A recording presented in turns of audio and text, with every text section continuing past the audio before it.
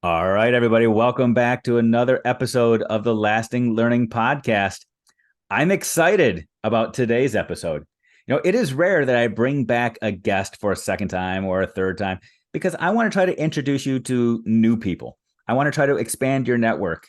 But today, I am bringing back a guest, but it's a guest that we haven't talked to in a few years. Well, you haven't heard from on this show in a few years. She and I have had the opportunity to connect a little bit, and I'm honestly going to say she is a new person from the person that was here 3-4 years ago. Today, our guest is Connie Hamilton. If that name sounds familiar, you've heard her in podcasts all over the place. She is an author of all things, and we'll talk about all the things that she has written and all the collaborations she's had. You might have worked with her in your school. You might have seen her at a conference recently, or maybe you listened to episode 88. Yeah, it was episode 88 here on the Lasting Learning Podcast when you might have been introduced to her the first time. Her episode here on the Lasting Learning Podcast was actually the last episode released before the pandemic. Before COVID, her episode went out and we had no idea that the world was going to shift and change and dramatically change everybody's world. And I think a lot of you listened to that episode. You binge listened during the pandemic because that episode is still in the top 10 of all episodes released on this network. So super happy to have Connie back here today, who is changing the world, spending a lot of time in the great state of Michigan and all places around North America. Connie, thank you so much for finding time to connect today and share your wisdom with all of us. Well, thanks for opening up your audience to me again. Absolutely. You've got a lot that you can share with us, and you can grow us and push us and challenge us, inspire us. One of the things that I love about you, I've seen you present, I've seen you share with the masses, right? I've seen you at some of the biggest conferences out there where you've got crowds of multiple hundreds of people sitting in a room with you. And you and I both know that adult audiences, teacher audiences especially, can be some of the hardest audiences to entertain and engage with. But Hmm. you get people out of their seats, out of their comfort zones, smiling, laughing, making these memories because you are just such an incredible presenter and such an amazing educator. So I'm excited for the people that are listening to this today. If you're listening to this in bed, be prepared. You might be getting out of your seat and doing some activities. If you're driving your car, just remind yourself 10 and 2, even if Connie asks you to do some crazy things, try to stay focused, but know that she can inspire and change you outside of the podcast space as well. So what have you been up to the last couple of years, Connie? Well, I've been writing like mad. During COVID, I think I overcommitted a little bit to what I might be able to do as far as projects go. And I've been lucky to write with to co-author some books, and so I've been able to connect with some new people. Like you, always appreciate partnering with new folks. And I was able to get out maybe what I might call a sequel to the Hacking Questions book, which is Hacking Group Work. It's kind of an undertone within the questioning, and it's about how to engage learners with each other and be a little more student-centered than teacher-centered. So that's a book that I wrote solo. So yeah, there have been just a lot of projects. I have another one coming out next month where I wrote with TJ Very, Joseph Jones, and Todd Whitaker. Mm. And that book is it's called Invest in Your Best. And it's another one that was just it's been in me. Like I've been wanting to write about how to support the best teachers for a long time. I have the privilege of working in really intimate settings with teachers most of the days of the school year. Yeah, like you said, I do workshops and conferences, and I do back to school PD and PD days and that kind of stuff. But most of my days are with six teachers in a school that I see repeatedly through the school year, and a different teacher teaches each time. And it's during those times that I can have an ear. Mm. And when I am in the presence of really amazing teachers, one of the most common comments that is kind of heartbreaking is that they don't always get great feedback. Mm. They aren't always pushed by others to continue to achieve. And so they have to dig it within themselves, which they're always capable of doing. But it's always kind of nice to have somebody on the outside saying, have you ever thought of this? Or here's something that might challenge you, or here's how you can take your strength and expand it or deepen it. And most of the time I hear they get a bit of the keep up the good work Hmm. because other people are just focused on problems. And our best teachers are not problems, but they're the hole they leave when they move on to something else is a ginormous problem. And those people are really, really hard to replace.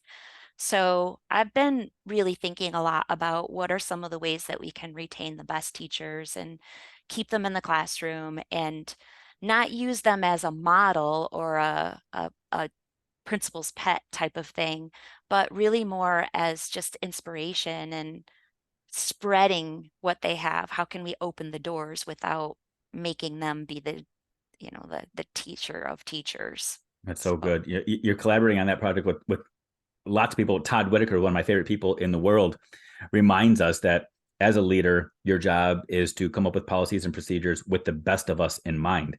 mhm, Yeah, I love that mindset of really framing how can you support the best. And I know best is a subjective term. We mhm, all have criteria for what makes somebody, quote unquote, the best.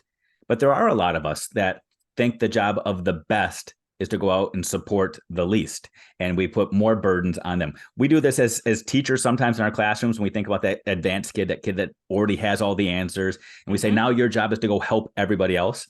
We do it the same within the system as leaders to teachers. You're doing all the things, so I'm just going to throw more things on your plate to cover up for those that aren't doing it. mhm, And I love that you are truly leaning in and listening to these teachers that are saying, I need help too. I need support. The thing that put you on the map for a lot of people was hacking questions, right? Hacking questioning and getting people to understand how to start asking intentional questions, how to get yourself in a position to truly listen to other people. Because it's one thing to ask a question, it's another thing to truly listen to responses.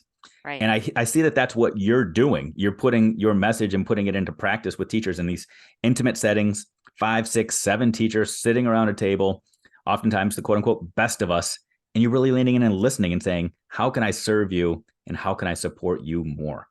And Mhm. I love that you're doing that. And you've been doing that since the beginning, but intentionally over the last 3 or 4 years. The pandemic caused a lot of us to pause and shift and start leaning in and truly listening to those people that have stayed in the profession. So what are you learning about education today? What is different about education today, even pre-pandemic, that you're trying to tap into? I think it's a little more challenge. I think apathy, Mm, student apathy is really prevalent. And even some of the most experienced teachers that have overflowing toolboxes are finding that even the strategies that go to are not reaching every learner. And so trying to figure out like how do we reach these students post pandemic who have had more flexibility in their time, who have been able to take a break whenever they need, like go do this or that, or hey, it's time for snack, or not have to collaborate, be able to do things independently, have a lot more autonomy, but perhaps not as much rigor. How are we building their stamina to stay in school for 6 hours? And I know we've been back for a while, but it lingers. And, I think of my sister has two young kids. My kids are grown, but my sister has two young kids, and my niece was in first grade during that 20 the 2021 school year. So well, that's not true. She was in second grade during that year, but she was in first grade at the end of the pandemic. And I remember thinking like, I don't know how she's ever going to catch up. Like those months are so precious at developing as a reader. The one-on-one, the side-by-side reading, all of those things that are just really challenging to replicate. And that absence continues to linger. She's in fifth grade now, but it's still present. So, I've had conversations with some people that take a different approach to that. And I'm curious to hear your response. There are some people that would say, well, maybe it's to our advantage now that we respond to that and we recognize that kids, just like adults, don't want to just be sitting behind their desk for 6 or 7 hours a day, that they don't want to just jump through the hoops. We saw this mass exodus of teachers, and a lot of them went into the small business and entrepreneurship and these jobs where they could start working remotely and have more flexibility, because that's everybody's dream, is to be able to carry their own torch and figure out their own path. And now we just have kids saying, We want the same thing. Hmm. Is it important for us to try to get kids to go back to what was, or is it more important for us to respond to what they're telling us now that they need? Well, I think both. I mean, as as far as when I think of the what was, I don't necessarily think about the teachers like that. I was never an advocate of the teacher centered kind of, raise your hand, answer a question like that. That never was a goal in my mind as a what was. However, I do think that there is a certain level of scaffolding and support and connection and rigor that we offered that when the pandemic came, the focus was more around the social and emotional components, and the content became the secondary component. So I think equalizing those areas, making sure that, to throw out a buzzword that we're educating the whole child, that we are really mindful about where are they socially, where are they emotionally, where are they mentally, and where are they academically, and how can we help them to be comfortable with challenge. That's, I think that there was a little bit, it felt like there was a little bit more comfort in being faced with challenge than there is now. And so building that, I don't want to say growth mindset because that is like a bastardized term now. It doesn't really mean what it used to mean, but that like stick with itness, building that stamina and perseverance, that's, I think, is what has fallen, and that a lot of educators struggle with. How do I deal with that? Mm, Because that's not a content expectation. That's not a learning target, right. but that is interfering with my ability to teach, whether it's face to face, if it's online, if it's a hybrid, that is present. And that's a barrier. No, I think you're spot on. I was talking with a group that I was working with just yesterday. We were in working with this group from Louisville, Kentucky, and we had this conversation around how in the 90s, 2000s, even before that, the focus was on the three R's, the reading, writing, arithmetic of education.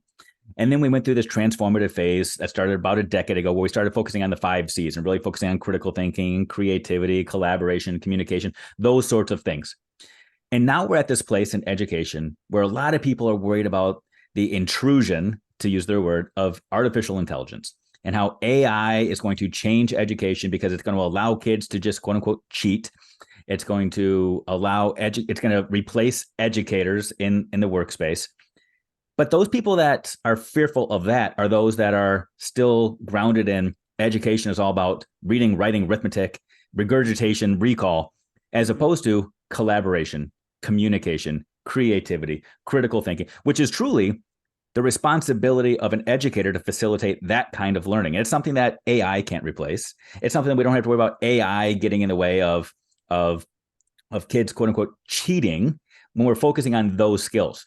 And that's at the heart of asking critical questions. It's at the heart of engaging your students and not just forcing this compliant driven mindset. And I think that's truly where we are right now. One of the things that came out of the pandemic was this amazing opportunity now for us to say, we've got to change our focus. We've got to change what we've been looking for.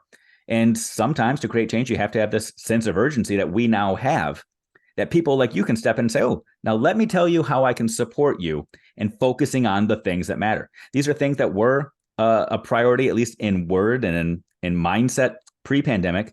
But now we're seeing the essential need to jump on board, questioning, engagement, getting kids to collaborate. Mhm. So I'm curious right now in your space, when you're working with small groups of teachers or large groups of teachers, and you start talking about terms like engagement, Mhm. do you see that teachers understand what that truly means, or do they think it means standing on your head, juggling in front of kids, and putting on a show? I think there's a blend, that Okay. there's a group of people that think it's like edutainment and, that we're trying to turn ourselves into video games so that kids can be entertained and draw them in. And, that's pretty easy to debunk. I also think that there's also a small group that views engagement as just not having discipline issues. Like as long as the kids behave, they're engaged. If they're quiet, then they're listening, right? We don't have any evidence that kids are actively listening if we don't engage them in showing that they can apply what they have heard. So I think what you said about AI, it really kind of drives home. And I'm a fan of teacher clarity and like being really, really purposeful about what it is that you want kids to know and how they're going to show it. And we often focus on the task that students are going to do or the project that they're going to complete as evidence of their learning. And so if AI is a concern that kids are going to cheat, then we have to change the task that allows them to show what it is that they know. So instead of the final product being an essay or a paragraph or whatnot that, yeah, in 2.5 seconds AI could print out for them, then if we can just pause for a moment and try to problem solve, like recognize, yep, that's what is likely to happen, and what not how can we prevent that from happening, but how can we still allow students to show what they know given the tools that are available to them. So instead of having that final product be a summary paragraph, give them 3 summary paragraphs and have them identify, like, if you were going to subscribe to one of these AI programs, which one would you start with? And then show how you edited this piece to bring in your own voice. Like, what did you think was strong about it? What was inaccurate? I mean, when AI first came out, you could Google your name and it would bring out facts about your family, your spouse, probably your stinking dog, right? And it's only going to get better and better and better. So right now, we're in the midst of this. It's not perfect, and it's obviously not perfect. And so it's a great opportunity for kids to learn how to be critical, how to look for accuracy, how to do comparisons. Right now, I'm really big into comparing quality work. So we think about oftentimes having a rubric of like, this is a 1, this is a 2, this is a 3. I like to look at like, this is a 3, this is a 3, or let me take that back. This is a 2, this is a 2, this is a 2. Why are they 2s and how could they become 3s? And just comparing good work, and that brings in the language of success criteria, which is a challenge for a lot of teachers to wrap their head around, is how do I include success criteria for young kids, or how do we allow students to assess their learning through success criteria? I'm getting sidetracked, but No, I think those. yeah, I think you're hitting on a powerful point, right? Lots of powerful points. Number one, I mean, we talked a little about AI, and the interesting component about AI and how it's getting better is that, it was put out in the media recently that a lot of the chat bots that people typically think of, like Chat GPT, for example, they have been trained to lie and purport fake information now as well. And we say that it's getting better, but that's one of the components of it actually getting better. I mean, it's a humanistic characteristic. We all want to tell the truth, but we don't always tell the truth. We exaggerate. So AI components are starting to get more humanistic. And part of being a human is being able to discern fact from fiction, good from great, quality versus exceptionality. And so I love that you're bringing that together. But I also love how you're illustrating, I think, a very important point. I think sometimes people like us, or students, get compartmentalized. That this is the thing that you're known for. This is the thing that you do. This is your trick. You're the questioning lady. You're the engagement person. You're the standards-based grading person. What you're illustrating, though, is that these things that make people good are actually good because they're so intertwined. You can't ask good questions unless you're focusing on quality engagement. You can't focus on quality engagement and good questions unless you're focused on building a good culture around inquiry. You can't have a good culture around inquiry unless you know how to support the teachers that might do things a little bit more, out of the norm and outside of the tradition. So how do you do that? You look at things through this holistic mindset, and you say one thing leads to the other, which leads to the other, and we're going to keep on going, and we're going to keep on growing into this never-ending cycle. Right? In a lot of schools, they go and they look for the answer to that problem, and they plug and play and say, this is going to be the solution that's going to fix everything. And the reality is, most of the time, those solutions are put in place because of, quote unquote, the worst of us and not the best of us, to try to cover up deficiencies as opposed to enhance excellence. As you go through your work and think about all the things that people reach out to you for, do you have a thing that most people reach out and say, oh, Connie, we need you to come work with us on this thing, that then opened up Pandora's box and you start exploring all the things? Yeah, it usually begins with questioning. And I was just talking to a school earlier this week, and as they were talking about they're implementing MTSS and RTI, and they wanted to look at tier one instruction, and questioning of course fits into that.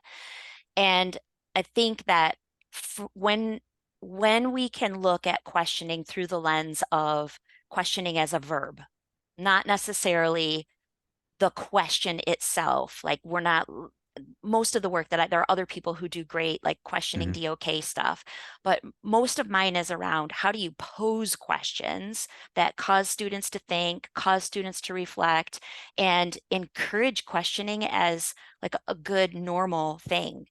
If you ask any student right now, why do teachers ask questions? They will most likely say to check and see if I understand. Mm-hmm. They think questions are mini quizzes all the time.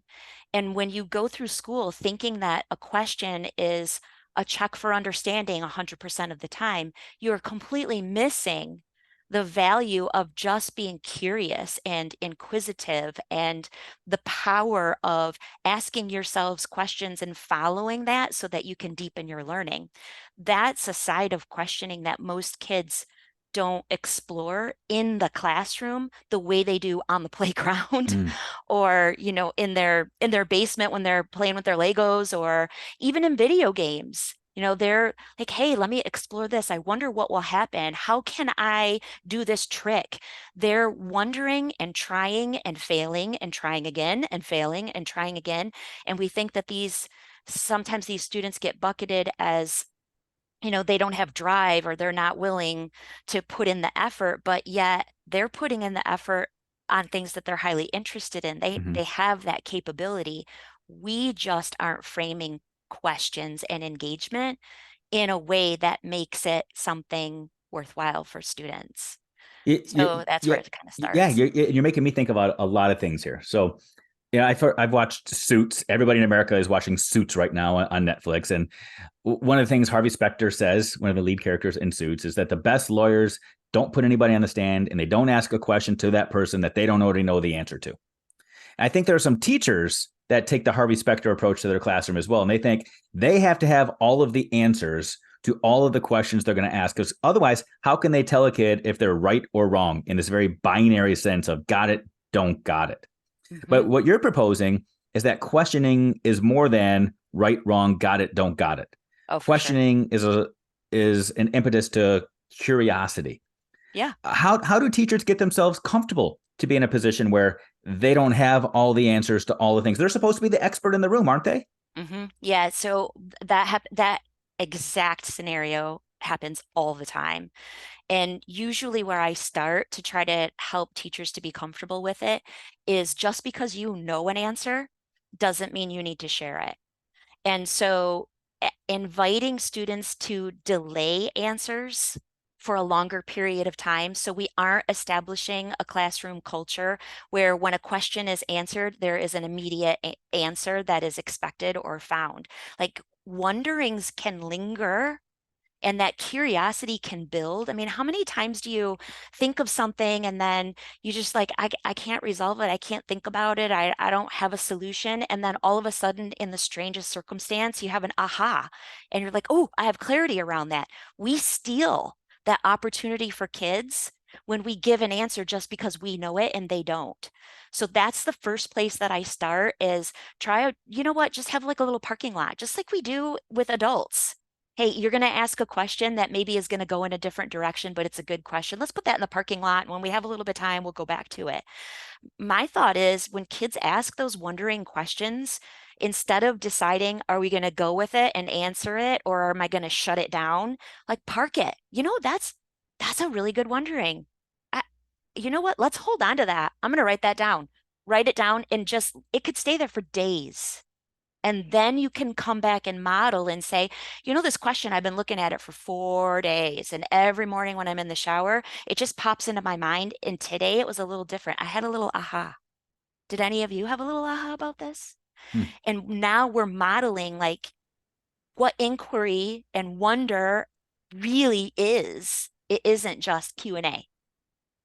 So you're speaking my language right now, and you're getting to this place where I think we're going to have this tipping point for a lot of people with a big aha in just a second. But there are also people that hear this and like, okay, that sounds good, but it sounds very liberal artsy.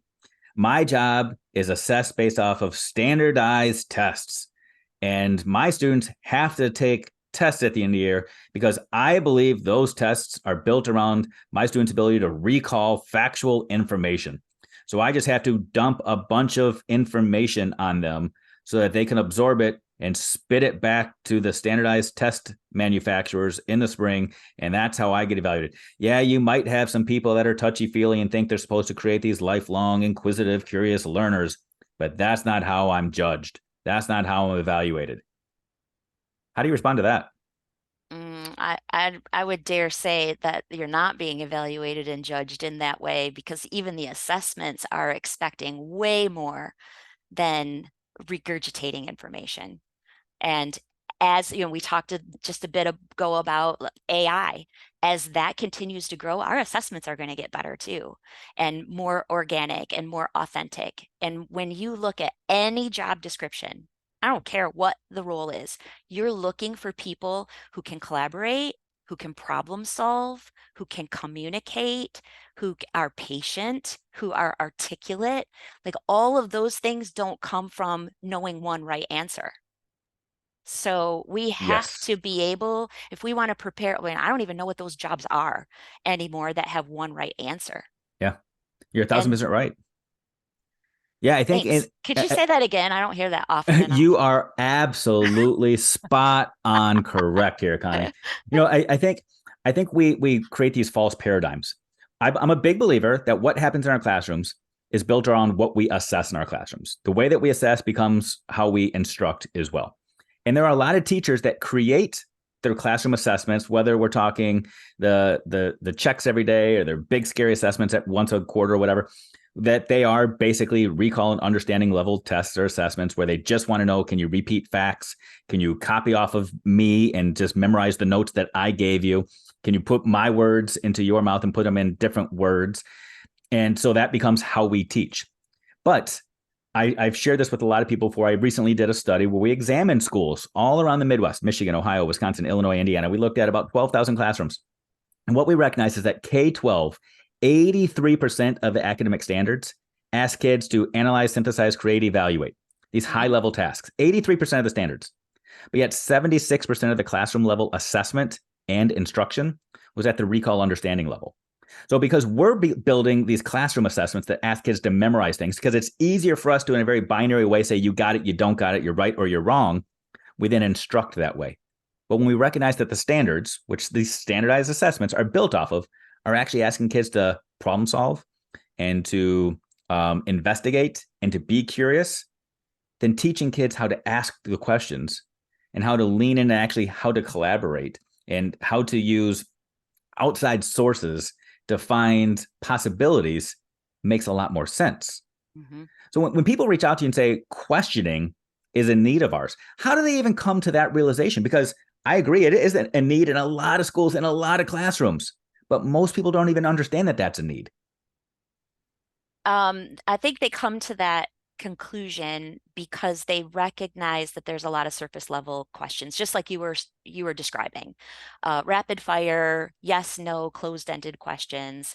And even in the circumstances when teachers desire and are really putting forth an effort to ask some more open-ended, higher level kinds of questions, they aren't getting the response that they would like to with the students. And so therefore, the outcome of asking the high level questions, even when they're present, is over scaffolding. Mm, Kids can't answer it, so I need to figure out how I can help them to be able to answer it. And then before you know it, we're answering our own stinking questions and we're back to lecture. mm, So trying to find that happy medium of, like you said, it's all intertwined, right? You can't just come in and ask high level questions and expect the dynamics of the classroom to change.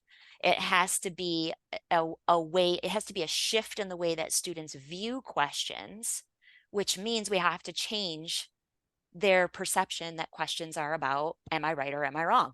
Hmm. And the way to do that is just to model it, like narrating your questions, like, gosh, I've been really wondering, da da da da, and not even seeking an answer, like just let it linger, just let questions and wondering float as often as possible.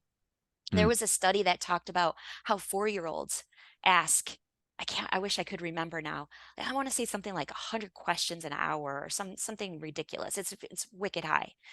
And as they get to the middle school level, it's almost zero questions that students pose. So is that all development, or is there something about the system of education that squashes the genuine curiosity that kids come to us with Mm. and leave us without? Mm. So I'm going to say something right now that I'm hoping doesn't overshadow this conversation, because I'm going to throw some stuff out at you and then we'll circle back. But I work with a lot of schools around assessment and how to design assessments, which marries itself to questioning quite a bit. Sure. But I share some research with people regarding brain development, neuroscience. We have learned so much about how the brain works over the last decade, just because of our new technologies with MRIs and CAT scans and CTs, be able to truly be able to see what's happening in the brain like never before. There used to be this common belief, this common understanding that the prefrontal cortex, the part of the brain, the front of the brain that controls common sense, aka transference, the last part of the brain to fully develop. We used to think the prefrontal cortex doesn't fully develop until 25 years old, which is why so many of us lack common sense. It's why you can't get a rental car until you're 25, because you'll go out and you make some stupid decisions. Well, as science has evolved and we've started to learn more, we've discovered that that is true. It's a true statistic. The prefrontal cortex doesn't fully develop until 25, but it's only a true statistic here in America. What What? we've learned, yeah, what we've learned is that the prefrontal cortex actually starts to develop in utero worldwide. And it continues to develop even through infancy and as a toddler and early childhood. But here in America, at around the age of 5, it starts to go into this level of dormancy for about 12 years, Huh. until around the age of 17 or 18, when it starts to come online again and start to rapidly develop for another 7 or 8 years. And the reason, there's lots of reasons behind this. When I first started reading this research, I thought, oh, it's because of school. But then I realized, no, kids go to school all around the world, so it can't be school that's doing it. But No, the it's correlational American studies have school. said, boom, it's not just school, it's how we do school. Mm-hmm. And in our schools in America, we don't give kids the opportunity to transfer knowledge, to have common sense, because we're telling them what to think, when to think, where to think it. We're telling them who to sit next to, who not to sit next to. We're telling them right, wrong. We're telling them to be forced compliant, as opposed to curious and passionate and investigative. I used to be a leader of a Title I turnaround school, and we used to jokingly say our kids have street smarts, but not book smarts. Another fancy word for street smarts is common sense and transference. They know how Right? to live in the world. They Yeah. just don't know how to sit in a seat. And Uh-huh. what you're telling us is that with advanced questioning, you're opening up Pandora's box to that kid's brain. And you're saying, let's get that thing triggering again. Let's Mm. truly start to develop that kid's brain so that they don't end up with a freshman year of college like mine was, where I honestly don't remember my freshman year of college because I was a mess. I had no idea what I was doing. So I was waking up passed out in bushes many nights because I had no idea how to live in the world. I didn't know how to ask questions and be curious and figure things out on my own. Mm-hmm. A friend of mine, Jessica Leahy, she wrote The Gift of Failure. Another plug, go check out that episode on here. She talks about building resilient learners, resilient kids, and you have to set them up to say, here's the question. I'm not going to give you all the answers. Let's just see if you can figure this out. Mm-hmm. And what you're saying is that begins at the classroom level. It begins at the elementary level, continues through the middle school level, into high school. Ask questions, and then sit back and let kids stumble through and figure it out either individually or even in groups and collaboratively, because the world isn't designed for us to be isolated and alone. Mm-hmm. So how do you marry all that? I mean, that's a lot of information I just dumped, so I apologize. And some of that was just probably brand new to you or some of our listeners. Yeah, I But when you wasn't start to aware of hear that that, study. what thoughts go through your mind? I feel validated. Yeah. Yeah, I I, as you were speaking, part of what came to mind is that you probably have listeners who are inspired by what you just said, and you're like, oh yes, okay, so if this is a problem just here in America, then, and it's not elsewhere, then scientifically it's possible, Hmm. right, to trigger that prefrontal cortex. The issue, the barrier that is real is that a single teacher has those kids just for a short period of time. Mm. And if they're in a system where before they come to you and after they leave to you, the system hasn't changed, then yeah, you've given them this opportunity and perhaps inspired, but it really is going to take a bigger awareness and belief. Yeah. And some of the pushback that I get is they they can't, like they won't, they can't. And perhaps that's true today, but Right. it doesn't mean that they can't in the future. Like maybe they can't right now, or they won't right now, or they don't know how right now. Hmm. And that just, if kids don't know how to read right now, we teach them to read. Hmm.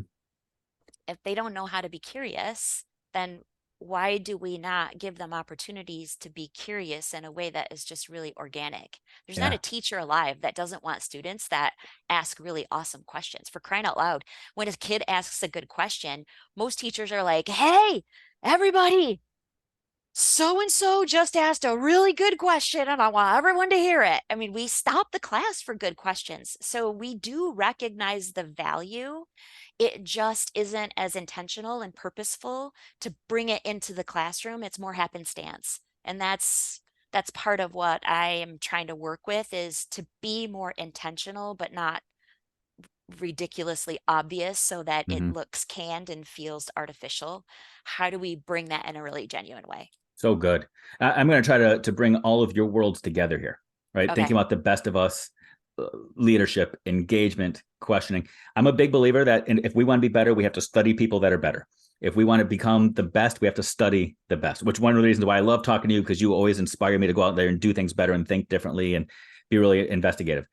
In the history of the world, we've had some amazing teachers, whether it's Socrates, who we now have the Socratic method of teaching that comes from that. When I left high school, I was a 4.0 student, ended up going to law school and was introduced to the Socratic method of teaching. And it blew my mind. And it was so frustrating because my professors just asked questions and never gave answers. And I was so frustrated. But now I think about what I do and the questions I ask, and I attribute it to that. Mhm. Go around that same time in history, one of the greatest teachers, whether you agree with his teaching or not, changed the course of the world. Jesus, just quick statistic, I just looked this up just for whatever it's worth. In the Bible, it's recorded that Jesus was asked 183 questions. Jesus asked 307 questions. Jesus answered 3 questions. So again, whether again you agree with the teachings or not, if you want to become a good teacher that changes a kid's life, informs, inspires, and gets them passionate and curious about something, study the people that have done that for others. And asking questions is a powerful practice aside from giving answers and information. And it also leans into getting kids curious, collaborative, getting adults to be collaborative, collective teacher efficacy. One of the top drivers of student performance. We see this when we look at Hattie's research and collective teacher efficacy, 1.57, which is out of this world when you get teachers to collaborate and lean in and support each other, ask the questions about what matters most. And now you ask students to do the same thing. As you think about your work going forward, the hill that you want to die on, the thing that you want to be known for, what is the thing that you say, teachers of all else, do this in your classroom? This is going to be the thing that changes kids' lives. Principals, make sure that your teachers are doing this in classrooms. Parents, make sure you're doing this with your kids. Like, what is the thing that Connie wants to be known for? I want teachers to be intentional and purposeful. Ooh. Every decision has a purpose, has an intention, and that we are constantly looking at, did we accomplish what we intended to accomplish? So Mm. that reflection is, do we get the results that we expected to get? And if not, why? And still asking ourselves those questions. But that, I think, when we go through the motions and we don't really think about what do we hope to accomplish when we have a bell ringer, what do we Mm-hmm. hope to accomplish when we skip the lesson closure, what do we hope to accomplish, if we don't consider what our purpose is, then it makes it really challenging to measure success. That's good. And I think that transfers into so many pieces of life. Before I hit record, you and I were talking just a little bit on the business side. And I hope I don't overspeak here when I share some of this, but we were talking about some of the intentionality behind our decisions as to where we go and who we work with and who we don't work with. You and I, we're going to be together right around the time this episode is released. We're going to be together in San Antonio at one of our favorite conferences, Innovative School Summit. Shameless plug. But it's a conference that goes all over the country: Nashville, Chicago, New York, Orlando, all over the place. And at that conference, we get to intentionally work with people that come to that conference saying, I want to find somebody that I can work with that can partner with my school. We go to some other conferences where they're networking opportunities, and we know people go there to hang out and socialize. We work with some schools where they have an intentional quest to say, we simply want to change student achievement, which is a goal, but what does that look like? How does that sound? How do we measure success? Teachers that say, I want to be the best teacher without measurable goals and without measurable outcomes. The focus on intentionality, I think, is so, so important. So important. So what are your intentions next year? Where do you plan to be over 2024? I know I'm putting it out there, but where are you going to be? And you might not even be able to answer that. Just, again, thinking back to the changes that have occurred over the last 3 or 4 years that you couldn't have predicted, who you are as a person now, who you are as a professional now. But what is your intention for next year?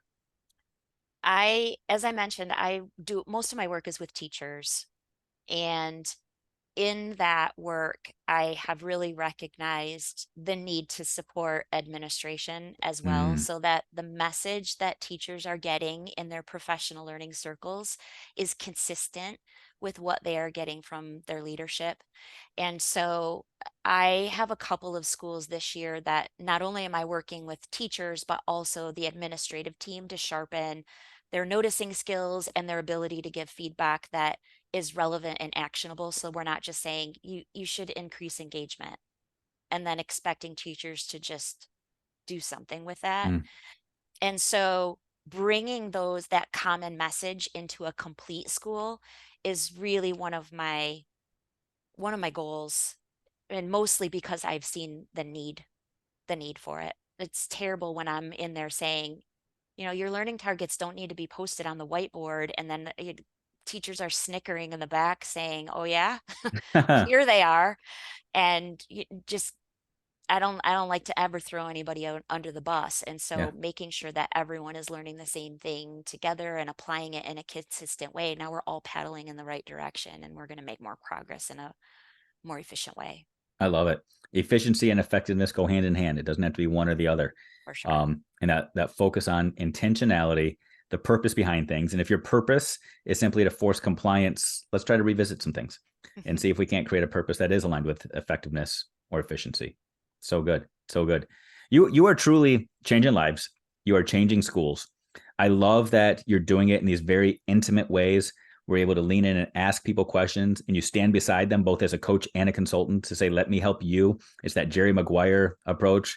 And you're masterful at it. You ask the right questions to get people the answers that they didn't even know that they needed. And you do it in an engaging way where it's not sit and get and listen to Connie's brilliance, which is there, but you get people inspired, you get them fired up, you get them passionate, you give them a motivation and the ability to go out and do the work. So I just appreciate you. I appreciate the journey that you've been on. I appreciate the rebirth and the regrowth and the doubling down and all the things that you have been forced to do and that you've been intentional about doing.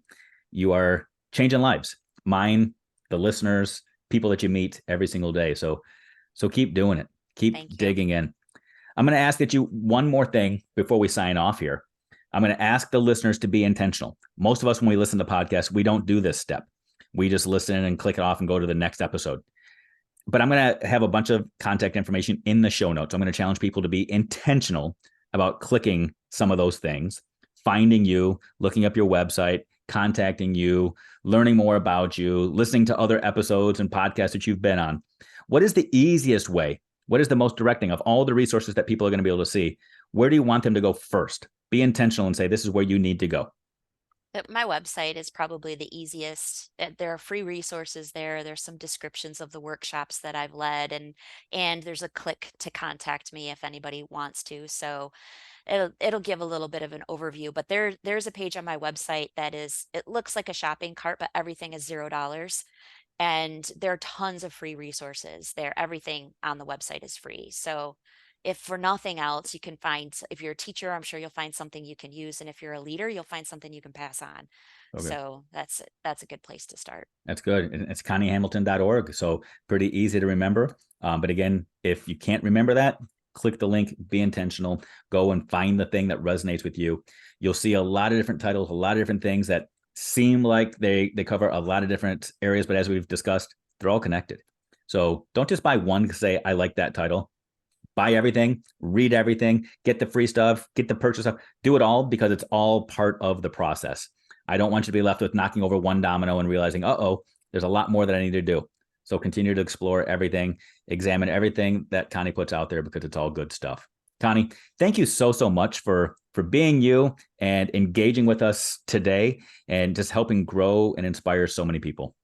Thanks, Dave. I appreciate it. I'm looking forward to seeing you in San Antonio, and maybe a few listeners will join us up for a happy hour or Let's something do fun. it. Happy hour in San Antonio. Let's get some brisket and beer. Sounds Yeah. perfect. Yeah.